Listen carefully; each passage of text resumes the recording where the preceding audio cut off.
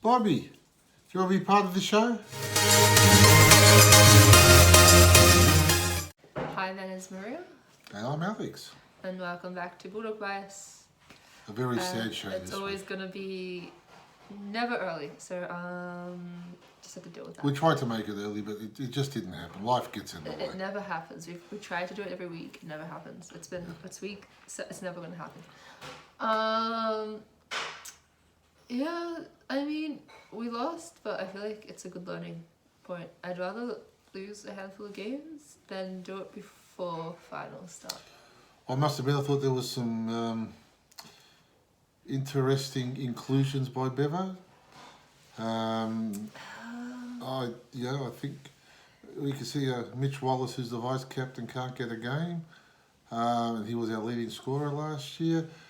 Sweet played a good game, and haven't seen him since. We really were lacking a ruckman. Shacky's not a ruckman. I don't care what anyone says. So it's sort of it's been talked about in the SEN quite a bit this week. You know what's funny? Mm-hmm. You know how Jamal Ugelhagen hasn't got a game yet, he's the number one draft pick. Mm-hmm. And then people asked Bevo when he's going to get a game. And then he literally said back, well, he's listed as emergencies, doesn't it say he's a bit closer to getting selected? I heard that, yeah. I was like, that's pretty great. I was like, that's straight to the point. Anyway, so with the gameplay, West kicked it behind to open up our count. Yes. Did you remember the comments from behind us when he kicked the point? We wouldn't have been in the stadium yet. Weren't we? No. Yes, we were. No, we weren't. We weren't? We're trying to get in. Oh, okay. He must have had another shot kicked behind him. I think you're ahead of yourself. Okay. Anyway, followed by a goal by Scott. Did we see that one? No. No, that's right. We still weren't in our seats. We were trying to... yeah, things happened. Then McRae kicked it behind. Followed by a behind by Hannon. Mm-hmm. Followed by a goal by Bruce. I saw that. Yes. A goal by Norton. Yes. Followed by another behind by West. That's what I must have seen. Yes. In the second quarter... What were the scores at the quarter time?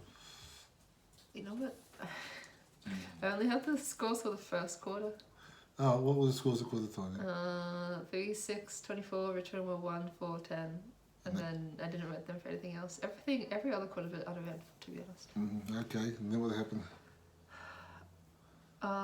In the second quarter, Smith got a goal, followed by a goal by Norton, followed up behind by Bunt.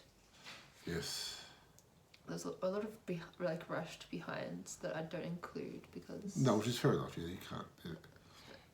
Yeah. In the third, one goal by Norton, followed up behind by Bruce. And that's all that happened. Yeah, that's... the third quarter pretty much killed us, and then, yeah. Didn't I say this? Yeah. In the beginning of the season. Third quarter seemed to be our Achilles heel. Didn't I say that? And I You said did. we need that to be fixed.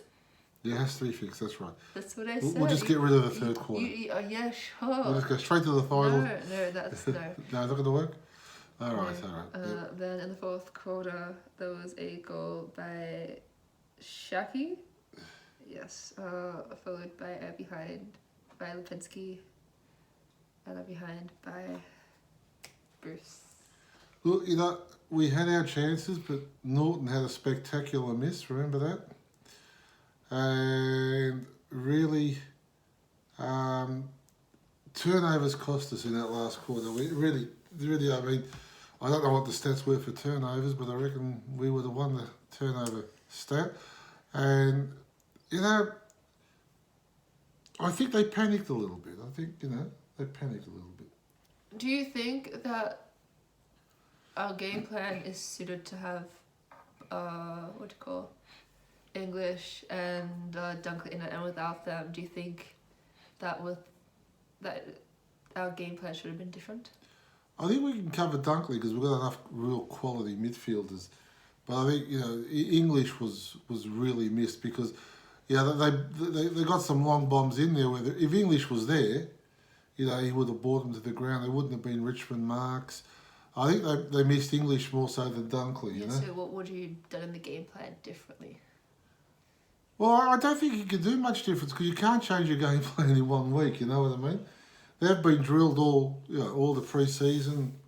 This is how we're going to play. This is the structure. That was the thing. I don't think we had a plan B. I didn't see. Yeah. I personally feel like you have to be more flexible. Like, I know, like, with squash sometimes, like, especially Kalgoorlie, it's more bouncy. Mm-hmm. So it's like I have to sort of change the way I play and get the ball into the back corners. Like, what affects the ball bounce, and as a result, I have to change my game a little bit. Yeah. So look, I feel like it's, obviously it has to be a backup plan. Yeah, well, we need a bit more height on the forward line, so we could have stuck Caleb there, I guess. No. A joke. Yeah. No, look, I think that in all honesty, I would have. They put Shaki there to try and counteract that, because he's a tall, and he really. I can't say he really got into the game. He kicked a nice goal, but I think it's. They tended to bomb and didn't lower their eyes, and I think. Who would you like to play in that forward line? Well, that's the problem. You can't replace an English. You know what I mean? You haven't got. If you had an English in the reserves, it wouldn't be there. You know what I'm saying? So you got no one to put. I would have put Sweet back into that team, and probably gone with the ruckman resting up forward. You know what I mean? At least it would. There would have been a tall marking option there. That's what I would have done. Yeah. I would have played Sweet. Yeah. Instead of Shaki, play Sweet, and then rest the big boys in the forward line. Then you've still got three big marks. Yeah. So on to... Also, Lewis Young, I mean, was it last year against North Melbourne in the pre-season game? Had a pretty good game at full forward too, tall target. So maybe I tried him. Was that before COVID? Yeah, it was before COVID. It was the only game I went to that year. That's a long time ago. Yeah. So the thing is, I don't know. I don't think Shaki sort of fits in our structure. Yeah, I guess that's just unfortunate. I mean, he's not a bad player. It's just, I guess it's. No. Which brings up another topic that I want to talk about later. What's that? At the end, about like, people say this is a job for them. This is a workplace for players. It's not just a game, and that's something I want to talk about afterwards. But, on to player stats. Most disposals is Caleb Daniel with 34. Mm-hmm. Craig got 30. How unusual. I mean, still above 30 and above, though. Hasn't jumped He's doing well. He's doing well. Doing well. Most kicks is Bailey Dale with 20. See, Bailey Dale's another option you could have put up forward because, he can play forward. I think would have been a better option than Shaki, to be honest. So put Shaki back, or just I wouldn't have played Shaki. or maybe just bring back Wallace in the defence line. Bring Wallace back to the forward line. Wallace is a good mark, Yeah. Caleb Daniel got most levels with 18. What do you get? Most disposed, did I get most kicks or most marks? Okay. One or the other, yeah. Yeah. Most marks is Eastonwood with 11. I expect nothing less from Eastonwood though. Look, he actually started to get back to some really good form in the end. Right, which he's good. really good at marking and defence. He is. It's nice to see. Most tackles is Liberatore. Of course. Tony played one of the better games. Oh, you mean Tom? Yeah, Tom. Sorry. 7, as always. Does Tony get votes? Most hit outs is Martin with 21. Yeah, look, he's been a really good pickup for us. On to team stats. So disposals, we got 366. They got 362. We'll beat them in that stat. Won't Kicks, be too many more we win. it's pretty even. With kicks, we got 206 to their 236. Yeah, 30 more kicks. Handballs we won, obviously. Yeah, but we are a handball team. We always won that. 160 to 126. Mm-hmm. And so 50s we got 43, they got 57. Yeah, well, that tells you the story, doesn't it? Yeah, free kicks we got 17, they got 21. Yeah. Some of the free kicks. Fair dinkum. Um, I reckon those umpires had backed Richmond. Seriously? Yeah, they're talking about on the news how like like in ice hockey and stuff Reviews. like that, they have like reviews yeah. for like decisions that they think were. Only one problem with reviews. An umpire gets to make the decision. Well, it works well in cricket. Yeah, I guess it does, yeah. And it works well sometimes in ice hockey, except for that one goal. That should have been a goal that the third umpire said no to anyways. But anyway, I'm not salty, you are. Yeah. Anyway, hitouts, we got 32, they got 21. And yes. clearances, we got 36 to their 31. Contested possessions, I got 127. Did you? Well done, yeah. Thank you. The Bulldogs got 127 to Richmond's 135. And uncontested possessions, we got 235 to Richmond's 219. Sorry. Marks, we got 98 to their 130. I think that tells a story. Tells a story as well, yeah. Marks and set 50s, we got 10, they got 16. Yep. Time in front, we spent more time in front actually. We spent 55 minutes and 44 seconds. But they spent 44 minutes. They were in front when they counted, but Yeah, no, 55, numerology. 55 minutes and 44 seconds. They spent 44 minutes. Anyway, well, hang on. Get back, numerology. 5 divided by 5 equals 1. So 4401 versus 144. Okay. Take that to the bank, Cam Mooney. Okay, no, tackles. We got 52, they got 51. A bit of the tails, okay. And yeah, that's it for the team stats. There's like other stats, but I don't want to go through all of them. Nah, it's let's not gonna go through take them. me 2 Yeah. hours. Yep. Actually, I don't know why I did that. So it's questions. Questions without notice, yes. Yeah, the Jamara situation, I found it kind of funny. Like, he's the #1 draft pick, I get it. But it's like, it's really... From what you've seen from him, what do you think he would fit in the team? Look, I think he'd fit in the team well, but Bevo makes them earn their spot, and I think that's the right thing to do. Yeah, but it's like, where do you think, like... He'd probably... I'd probably put him in the pocket next to, the astronaut. Yeah. But I don't know enough about his game to make a really informed opinion. But neither do I, to be yeah. honest with you. So obviously, I feel like Dunkley's English has not being there has some sort of impact. Well, of course it is. We have to obviously, in a way, with English's height, it's made more of an impact. But I feel like it's definitely hard to replace both of them. It is difficult. Yeah, because we're out. I mean, English will be back this week or next week. I don't know the situation on that, but Dunkley will be out. We need him back this week. I mean, although you want him fit for the following week because we've got Port Adelaide over there, which we're going over there, guys. So come and join us, support the boys. Come with car ride with us. Pay for petrol, please. We'll have a convoy. We'll leave Melton at 7 o'clock in the morning, drop my son off to school, go to Water Gardens, we'll sip coffees, pick him up, and then go to Adelaide. Yeah. But yeah, look, we need him fit for that game because I think that's going to be a tough game. Interstate's always tough. Look, I still think we probably, Dunks is a big miss, but we haven't got a lot of surplus tall fellas where we've got surplus defenders all over, midfielders, all over the place. And I think, to be honest, we really missed that marking power up forward. Oh, what lessons can we take into the game against Carlton? Look,